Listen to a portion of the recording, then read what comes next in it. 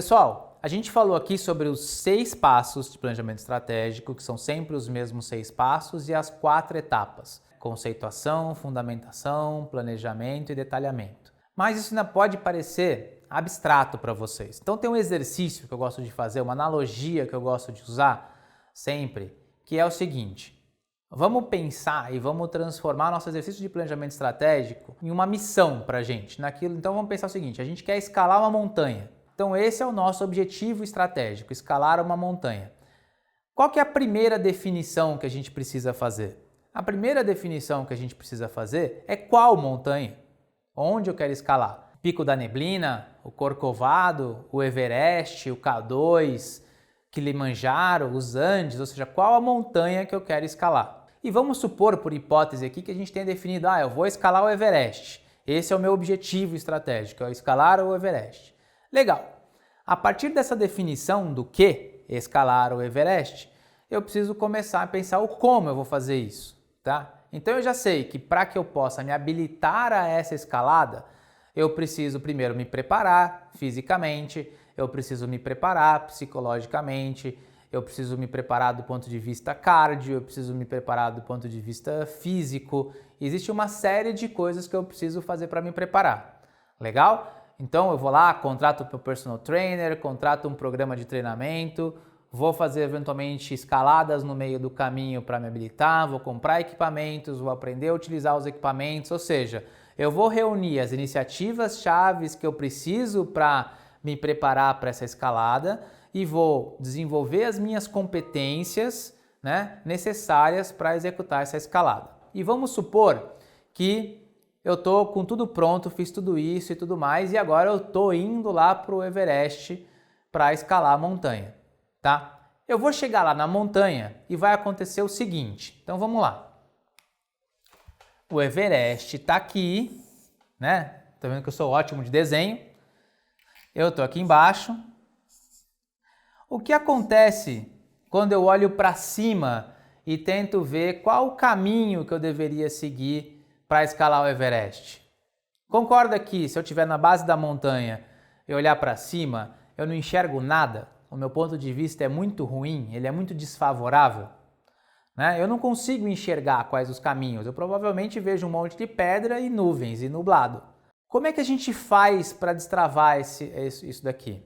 Então, agora, imagine o seguinte: se projete lá em cima, pensa que você já subiu o Everest, tá? Então agora você está aqui em cima e você está olhando para baixo.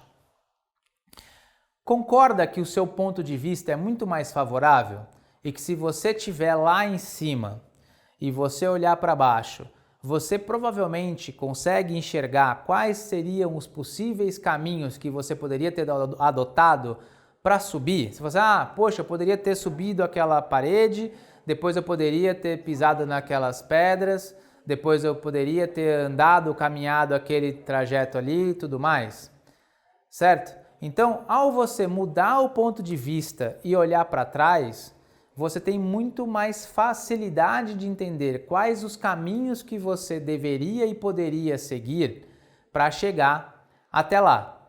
Em planejamento estratégico é a mesma coisa. Então, o nosso exercício em planejamento estratégico sempre é um exercício de se projetar no futuro, nos comparar com a nossa posição atual e preencher as lacunas, tá? Então, planejamento estratégico nada mais é do que o exercício de se projetar no futuro, comparar minha posição atual contra a minha posição desejada e pensar em quais os passos que eu deveria adotar para eu fechar esse gap entre onde eu quero estar e onde eu estou. Então, sempre que vocês estiverem com dificuldade de enxergar algum caminho, tiverem com dificuldade de entender o que deveria ser feito do ponto de vista de planejamento, inverte o ponto de vista. Pensa que você já está lá e pensa quais seriam os caminhos possíveis para você chegar naquele ponto, tá? E para você decidir quais os caminhos mais interessantes para vocês, é aqui que as suas competências fazem diferença.